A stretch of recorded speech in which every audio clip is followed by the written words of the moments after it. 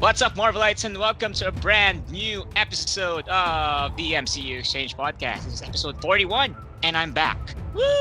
Woo! Alongside me is Joe Hello. and Charles.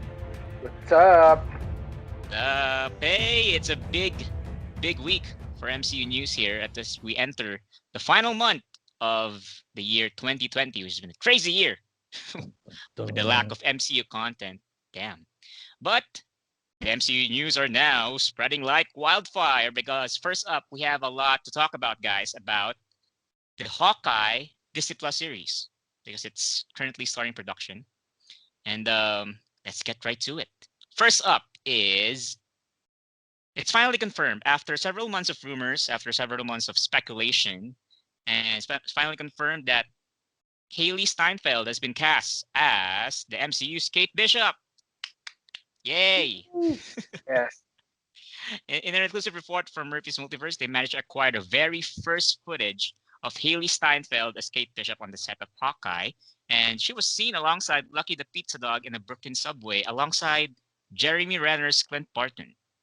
Not much is known about that scene because they're below the subway, so we don't know much, but it's good. That's finally confirmed. So, guys, Haley Steinfeld now confirmed. Are you excited, Joe? Oh, definitely. I think it's funny how it was like kind of a secret everyone knew at this point, and it just dragged out. And they didn't even if the photos are everywhere, but they still won't give us an official like Haley Steinfeld joining. It's just like, oh, we know now. Yeah. And so, do you like this casting? I mean, on a scale of 1 to 10, what's your rating? 9. I'm very happy to see her join. Charles, how about you? What are your thoughts about this casting finally being confirmed after several months? Yeah, I'm just glad the guessing game is over. We finally know that she is, and it seems like according to if you watch like some of her interviews a few months back, it kind of seems like she's known for some time that she was always going to be Kate Bishop. I think she's absolutely perfect for the role, especially after watching Bumblebee, where I think she really holds that movie together and really elevates it to a whole new level. So, she's got that heart and charm, she's got the look, and she's got that the sort of attitude that would I think be perfect for Kate Bishop. So it's absolutely perfect. And she's very popular among fans, and you got trending on Twitter after that when Murphy's Multiverse posted exclusive. Wow, it went crazy on Twitter. Yeah. Yeah, and now let's move on to another casting news here. We have the Hawkeye cast getting stacked, guys, because yesterday it was reported that 6 new members has been added to the cast alongside Renner and Steinfeld because Variety revealed an exclusive report that Vera Farmiga will play Eleanor Bishop, the mother of Kate Bishop. Well, Haley Steinfeld's Kate Bishop. Florence Pugh from Black Widow will reprise her role as Yelena Belova. It was first reported by The Direct. Fra Free from Les Miserables is going to play the clown, while Tony Dalton from Better Call Saul will play the swordsman. And then Alaka Quox will play the role of Maya Lopez, which is the deaf superhero from Daredevil. And then Zan McLarnon will also appear as the father of Maya. That's a lot. That's a lot to break down. There's so much to unpack with that single report. And just going to start with the biggest addition, which is, Elena Belova, Florence. So it's pretty much confirmed that she survived the events of Black Widow. And Charles, what do you think? Does the addition of Yelena in the Hawkeye Disney series hurts or helps Jeremy Renner's Clint Barton? I don't know. It's gonna be interesting because we're gonna talk about it later, but we also know when this show is exactly set, and it's pretty far out from what we believe to be the events of post Civil War, which is like 2016, 2017, which where Yelena debuts. So it's gonna be interesting to see exactly what role she takes up here. I know that I think the direct also broke that she might be also in donning Ronin-inspired outfit. Yeah. Ronin inspired outfit. So maybe she's an assassin. Someone sends to take out Hawkeye in the show. It could be something like that, and maybe that's when like I'm also super curious if Clint even knows about Yelena's existence. I'm sure in the years Clint has spent with Natasha, I'm sure she maybe told him the story about like an old friend back in Russia. So I'm just super curious. I love that they're continuing the Black Widow story in a way through Hawkeye, but also I'm kind of bummed out that we finally know what's gonna happen to Yelena Yeah. in Black Widow, because everyone pretty much thought that she'd die, even though I don't want her to die. I'm happy Yeah. that she's she's moving on. I just kind of wish we would have seen that first in the film. But then again, it's December 2020. We would have seen Black Widow, X months ago already, but haven't seen it yet. So I'll take what we have. But I'm happy that Florence Pugh is Yelena.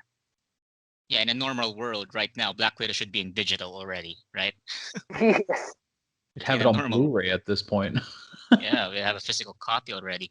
And the other news here, because we have so much to talk about in this casting, is the presence of swordsman, which it has a great ties to the Hawkeye character from the comics. Joe, what do you think about this? Because it helps right now that Hawkeye is finally exploring the origin of Clint Barton in a way. Mm. And I confess I haven't read the run where Swordsman, where we explore him and his relationship with Hawkeye, especially as Yeah. Hawkeye's background. My first Hawkeye comic I bought was My Life as a Weapon from Fraction. But what I like is that it kind of confirms that this isn't just a purely Fraction run inspired series, but they're taking a lot of bits and pieces from some of the most famous runs that feature the character. And I'm really curious, like Swordsman is already, so if we look at Hawkeye as a character, up until Avengers Endgame, he was just the guy who could use a bow, and his bow can kind of turn into a weapon to hit people. But no one connected him with swordsmanship. And that changed when we saw him as Ronin. So Swordmaster being introduced kind of can tease how the Ronin persona came together, how he learned a lot as a kid. I think his character is going to be really strongly tied to his childhood. But it opens up the question, are we going to see his brother as well? How will that tie into the current day storyline? Will we see Swordsman when he was a kid and as an adult now? Will his past haunt him?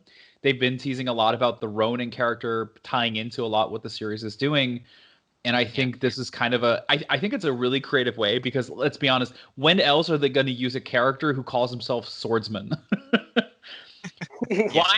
Why not in a circus? Let's just have fun with it. And I think that's kind of the good point they're going to do here. And Hawkeye is such a strange character in a superhero world that they can do a lot of unique stories with him, and it already feels, from what we're seeing and from what we're hearing, I think it's going to be really interesting to see how they bring all this together. I'm also going to bring this up because we're going to talk about it right now, because in those set photos that you shared is that there's a shot of Clint like seemingly wearing a hearing aid, and then the addition of the mercenary villain Clown and also Maya Lopez relates to that, because these characters are involved with that, with how Clint lost his hearing, because Clown was the one, I think when I was reading it out, Clown was the one responsible for Clint losing his hearing. Yeah, I'm correct. And this is a great way of representation, like deaf representation in the MCU. And Charles, what are your thoughts about the MCU finally exploring this aspect of Clint from the comics? It's pretty cool. Obviously the representation stuff is super important. I am curious if they're gonna directly tie in Clown to Clint's actual hearing loss. Like when we see those photos, is that after he fights with Clown in the series? And because these Avengers, they always get into like massive explosions. I think any normal person who whoever has to run from an explosion, their hearing's probably gonna get fucked so bad. So I'm curious if Clint's hearing will be like just like a sort of a degradation all throughout the years of him, fighting super villains and fighting all sorts of people. I wonder if that's gonna be just sort of like it's like a chronic sort of thing that just degrades throughout the years. I wonder if it's gonna be like that. But I think it's so cool that we're getting Clown, we're getting Maya Lopez, we're getting a version of her dad, which I don't think is going to be, the same that Maya Lopez had in the the comics because if I'm not mistaken, Maya Lopez's dad, Crazy Horse, has some pretty crazy ties to Kingpin and all the criminal aspects of the underworld. And in the Variety report, the guy's name is just like William Lopez. So I am curious what's gonna happen with that, but it's so cool that the hearing stuff is actually gonna be explored in the show. And lastly, we're going to talk about the addition of Vera Farmiga here as the mother of Kate Bishop. Because, guys, in the comics, it's Kate Bishop's father who is like dealing with criminals, right? Like he's the evil, shady guy. But what if the MCU tries to retcon that and then place Vera Farmiga as the one who as the one who deals with the criminals and stuff like that? As the one who's shady because she's a great actress and she can play a villain too, right? So what do you think about that? Maybe there's the exclusive report that we reported back then that Madame Mask is also involved in this. So what if she's playing that? It's all theory speculation at this point. When I was writing that article, I was speculated that. But do you think that Vera Farmiga is just a normal mom that needs to be saved, or do you think that there are deeper ties to her character, Joe? I agree. She was a great villain. I loved her role in Godzilla King of the Monsters. So I think she has a very wide range. She can be, a kind person, but switch to a more darker story. But you make a good point because there's one, like, we have such a huge casting list, and if we go by this casting list, our big bad is the Clown. Though there's been a lot of rumors that Madame Mask would make an appearance as well. Now, that's kind of where I think is going to get interesting if they're going to combine, because that's something MCU loves doing, is combining certain characters to create a different arc for them. And I could see maybe they're exploring Vera Farmiga as like not just Kate Bishop's mom, but someone who on the side is also playing Madame Mask. Maybe this version does not have a disformity on her head or burn or whatever they're going to go with, so they could twist that story. But it's really interesting because she is a very high profile actress for the role, which from a story standpoint is that how often are we going to see Kate Bishop's parents in if it's going to be the 6-episode run. So it's an interesting casting, and I wouldn't be surprised if she has a bigger role than what we would initially expect from her. Charles, how about you, Charles? What are your thoughts about that theory and speculation about Vera Farmiga's character? I think it's like the most sensible theory you could do with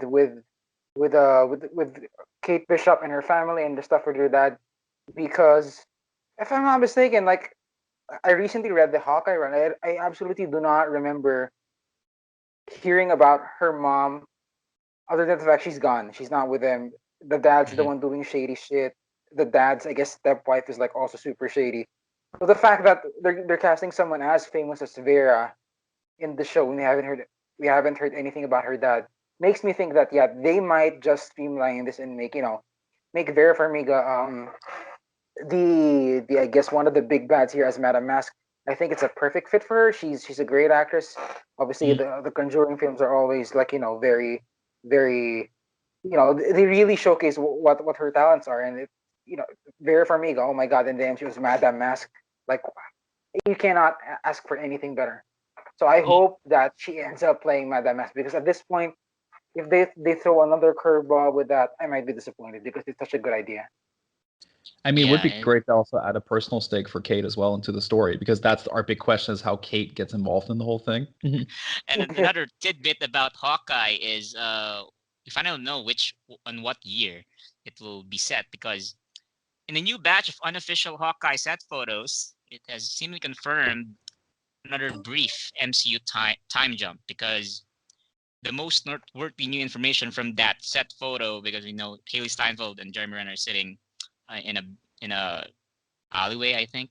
There's a Happy New Year 2025 poster, and I think it's for a Chinese New Year thing, so it might be set in January 2025. So it's set 2 years after Endgame, months after Far From Home.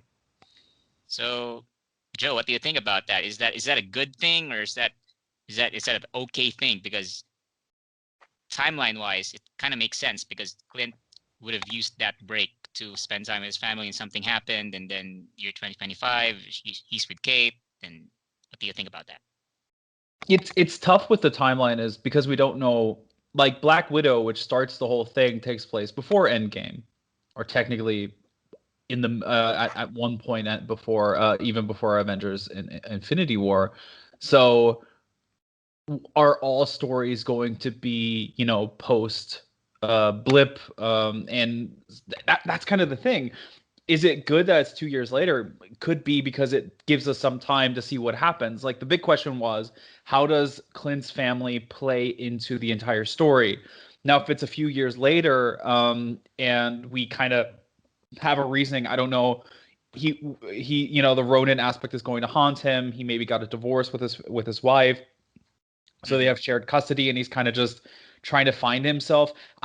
This sounds stupid, but I kind of think the Peter B. Parker-esque storyline from Spider-Man Into the Spider-Verse isn't too far from what they could do with Hawkeye, with having him just be like at the bottom of where he was, kind of just doing small things in New York City after getting divorced because of a big fight, you know, and just being at the rock bottom, and then this young protege giving him hope that he can finally kind of let go of the whole being Hawkeye, being a superhero, because the guy kept like, I'm retiring, I'm retiring. The guy never retires. And if Yeah. someone else takes over, he can kind of rectify that aspect, and he can kind of focus on his family and do the thing that, you know, he always wanted to do and truly commit to his family, especially because how would you be if your family disappears? He went on a murder spree and now his family's back. Can you look at them the same way as before? And I think Mm, that's going to be a very Mm-hmm. interesting drama in the series, that giving a little time to see how that evolved, I think is a good thing, that we have a buffer between the events of Endgame and this story. You mentioned the kids of Hawkeye from Avengers Endgame, like Lilac, Nathaniel will also be featured there.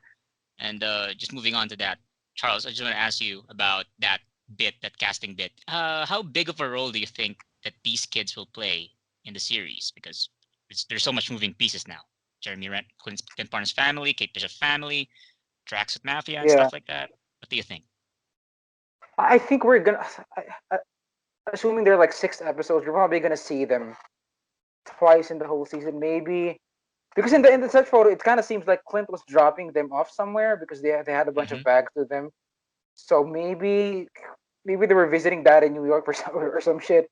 Mm. And later, you know, he sends them away once the craziness starts, and then maybe at the end he visits them again.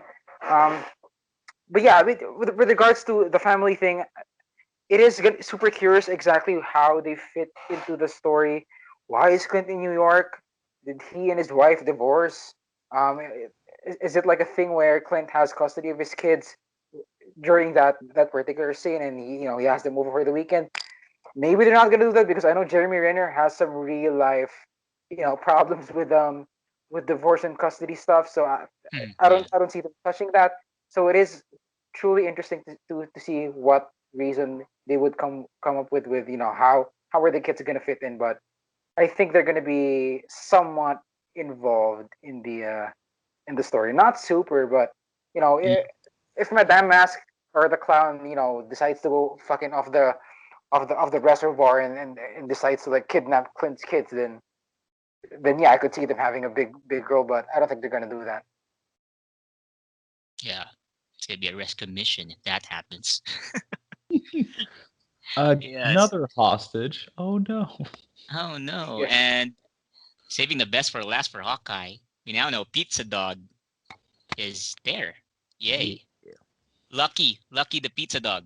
Yeah, that's the name. So I thought it was Pizza Dog already. It's Lucky the Pizza Dog. So he's there. And the fans on Twitter are already excited about the dog's inclusion in the show. And it's gonna be something. And in the comics, yes. he was actually he saved Clint's life, if I'm not mistaken, from 2012's Hawkeye Volume Number 4. Mm. And then Yes.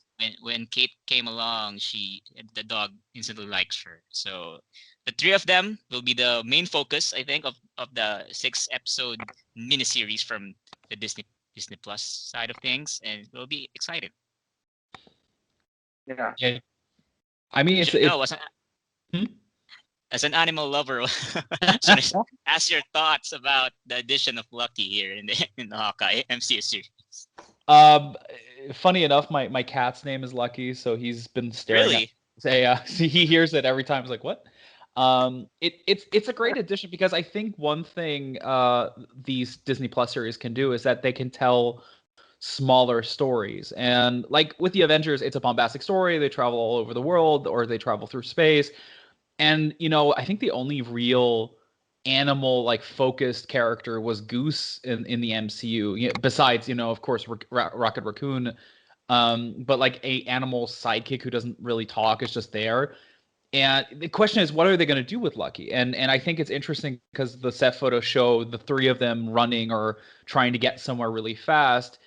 Is Lucky maybe already a dog of Kate's? Are they going to find Lucky who joins them after they're eating pizza or something? Those are all big questions that I think can add a little humanity to the story. And I really hope to see an episode that's just Lucky, even if it's a short episode. One where they just say, you know what? No dialogue. We're going to have the focus on Lucky. Even better if they play tribute to the Fraction. He always had like different versions of like the character designs above his head that you can make the connection on what he's thinking or what he's putting together. I've been a big fan of Goose getting his own show. I had a long time ago on the MCUExchange posted like my pitch for that kind of story. So I'd be happy to see Lucky get a bit more focus. And with Lockjaw kind of being wasted in the Inhumans, we'll see if we'll get Pet Vengers. I don't know. I'll look what happens. Yeah, Lucky the Pizza Dog, and that's about wraps it up for Hawkeye. That's a lot. There's a lot. In the span of 1 week, there's a lot to talk about Hawkeye, and that's a good news for us because when production starts for an MCU project, expect that talk about it. Like there's going to be a lot of news about it in the next few days. Yeah, now let's move on to another MCU property, MCU/Sony property, which is the Spider-Man 3.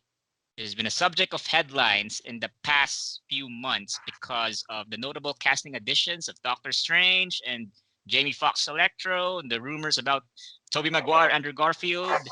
Now, back last December 4th, yesterday, and there's this a video that came out on one of Sony's official YouTube channel from it's called Sony Channel Latino America.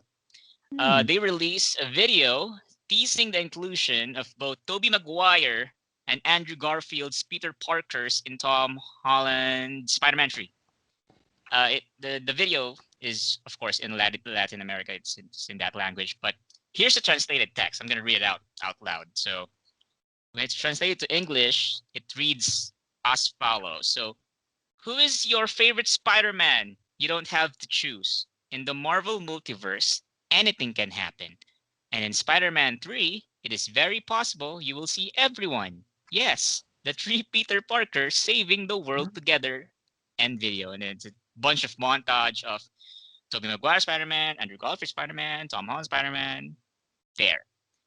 So, it was up for at least less than a day, and then it got removed by that same channel. The video has been made private, but it's still up on Twitter. It's there on Twitter. It's from Le QG Des Supers. It's there on Twitter. You can find that out there.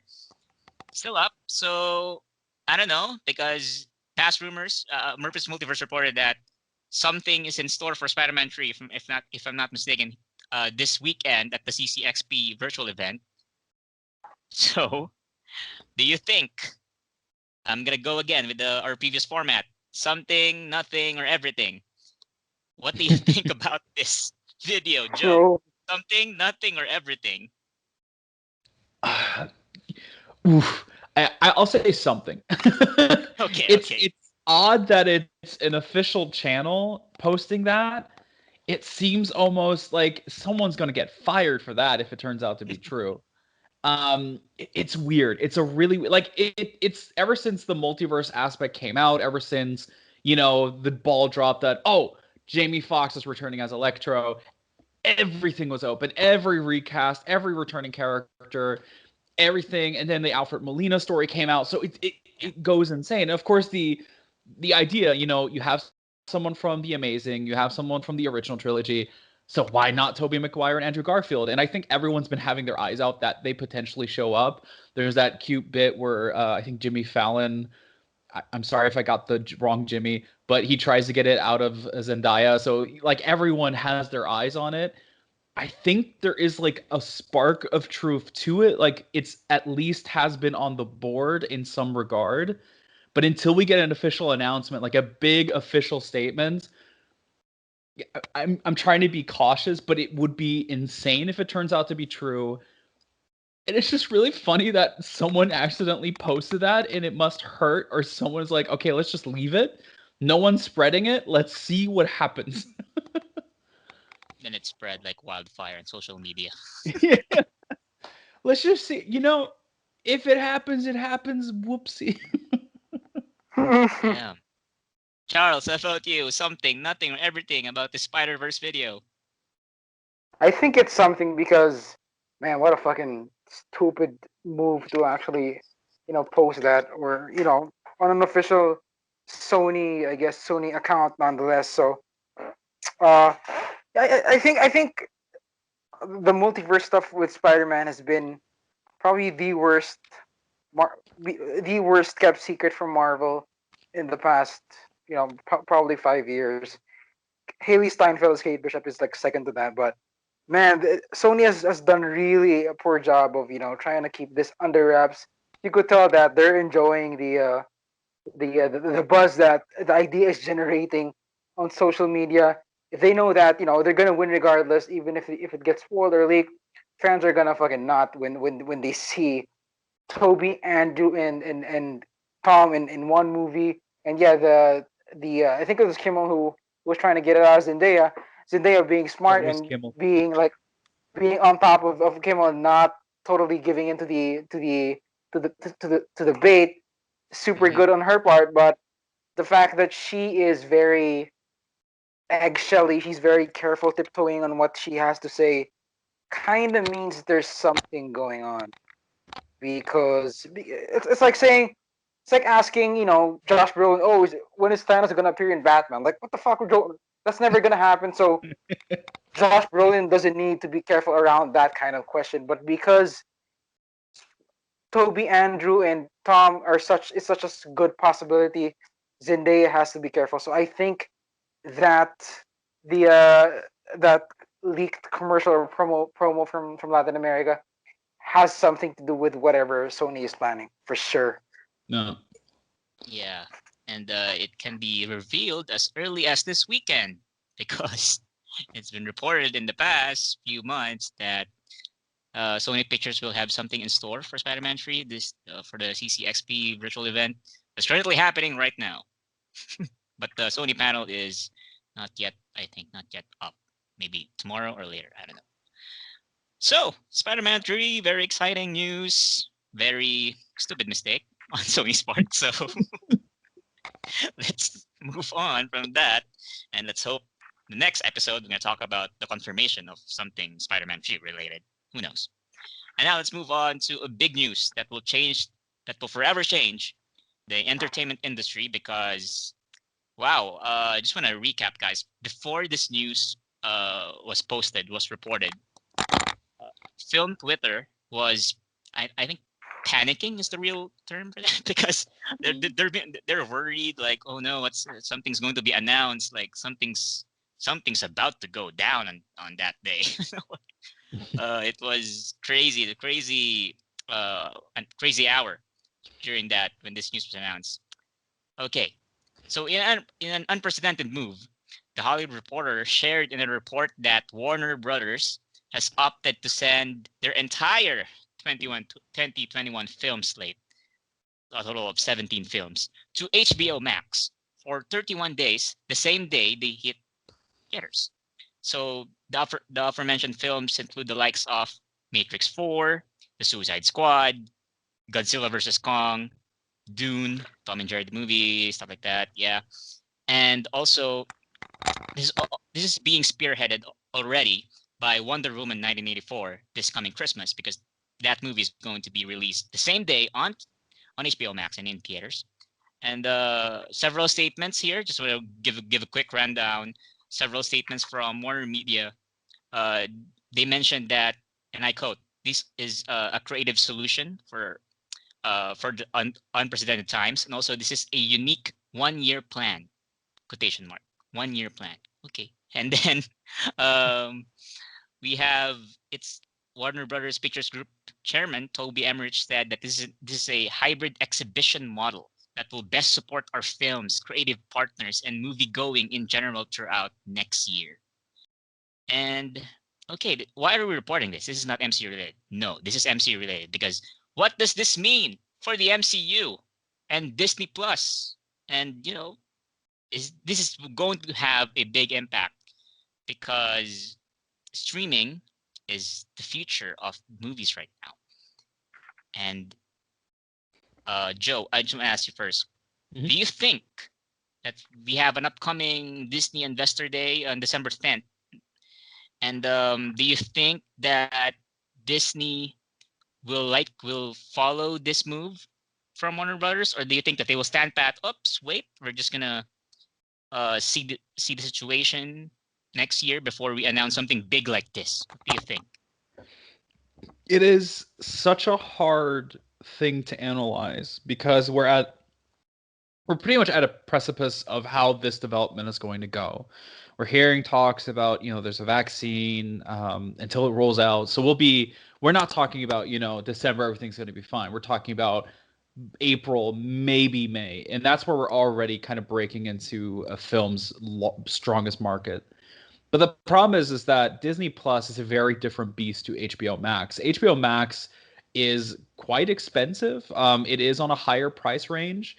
And so it also is, you get it for 1 month during the release and then it's gone. And films there in general leave. Now, the issue is Disney Plus does not have that model. They have a model, it's on Disney Plus. You can always watch it on Disney Plus. And now the thing is if they do this model, well, having it on there and then disappear, then they have to upload it again at a later point.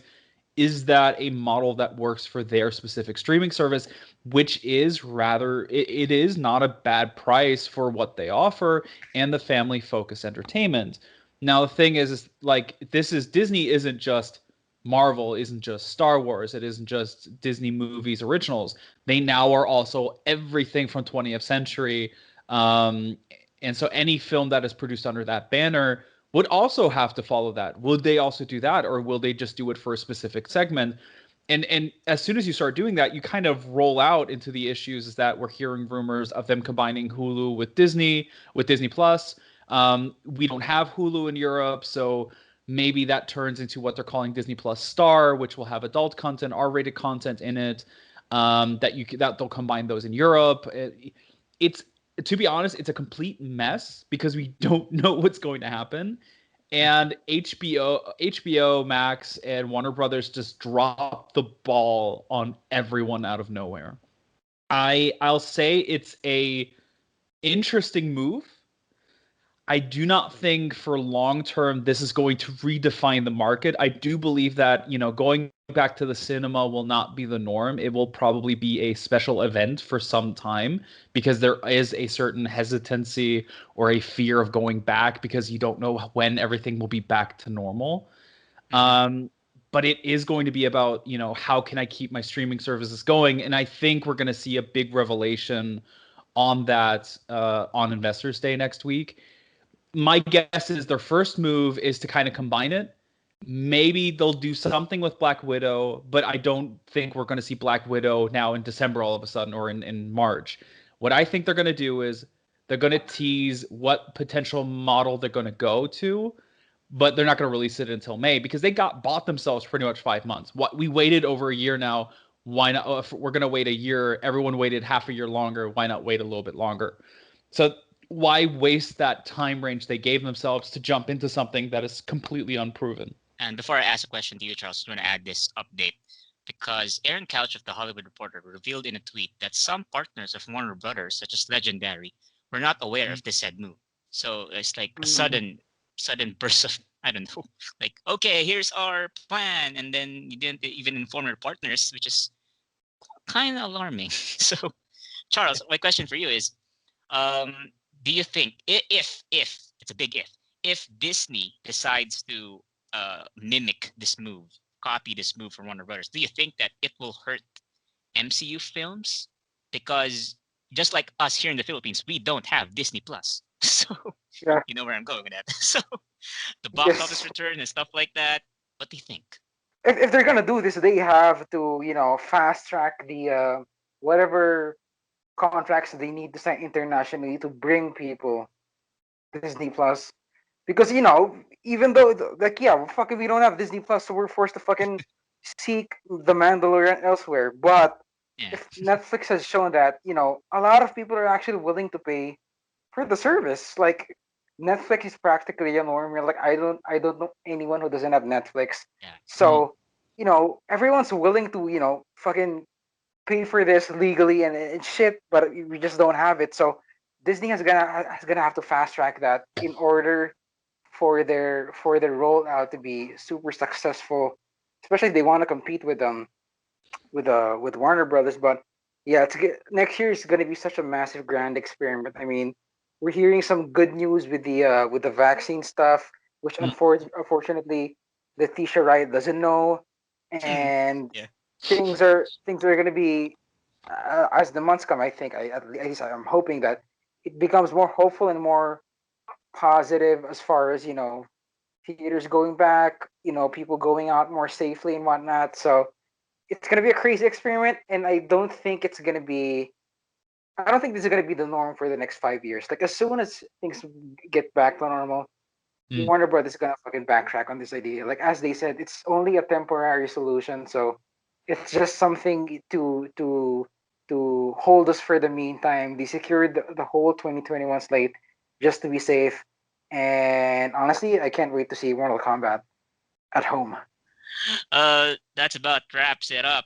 There's a lot of news, and if you want to hear your thoughts about it, guys, go over to our Twitter account. That's twitter.com/MCUExchange. You can also head over to our website for all the MCU related news. It's www.mcuexchange.com.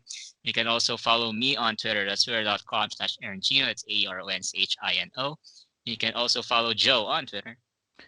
You can follow me on @thatabel, THATABERL. And you can also follow Charles on Twitter. You can follow me at CFS Villanueva. And thank you guys for listening to episode 41. Just want to shout out to our listeners over at Spotify, YouTube, Anchor, Google Podcasts, Apple Podcasts. Hello, guys. Thank you for listening. And this has been episode 41 of the MCU Exchange Podcast. Until next time. Bye. Bye. Bye.